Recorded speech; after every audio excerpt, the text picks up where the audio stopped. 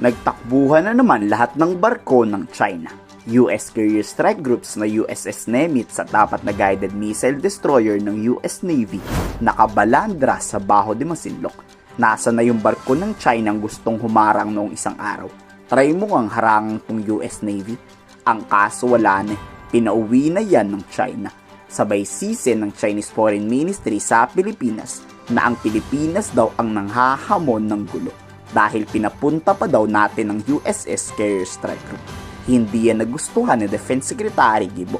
Karapatan naman daw ng US Navy rumesponde sa oras ng may kaguluhan. Sir, nagagalit ang China sa pag-deploy ng US assets sa Pilipinas. Ano pong reaction? Wala silang pakialam doon. Bakit sila nagdi-deploy din sa ibang mga lugar? Ano sa akin kung magalit sila? Ang importante, huwag magalit ang taong bayan ng Pilipinas sa atin.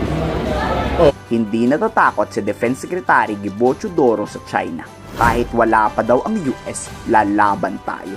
Naggulat kasi ang China nang nagpadala tayo ng naval warship para lang magpatrolya sa Bajo de Masinloc.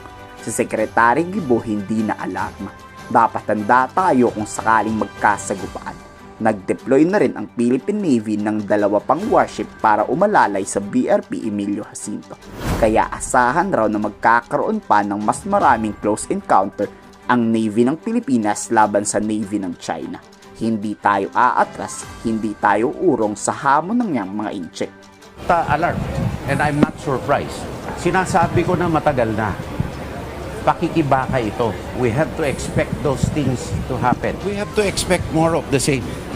I mean, alangan naman hindi natin gawin ang katungkulan natin sa ating jurisdiction sa ilalim ng batas.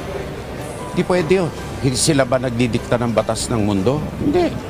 Republika tayo ng Pilipinas, handang mamatay para sa karapatan ng bayan. Hindi pwedeng isusuko na lang natin yung Bajo de Masinloc. Tatayo tayo sa sarili natin para ipaglaban yan. Para sa future ng bawat mga mamayang Pilipino, para sa future at hanap buhay ng ating mga kababayang mga isla.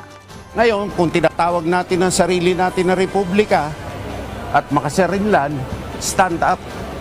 Nasa stand up tayo. Ang cost nun, mangyayari ito. Ang cost naman, pag hindi tayo tumayo, kalimutan na natin yung kinabukasan ng ating mga anak.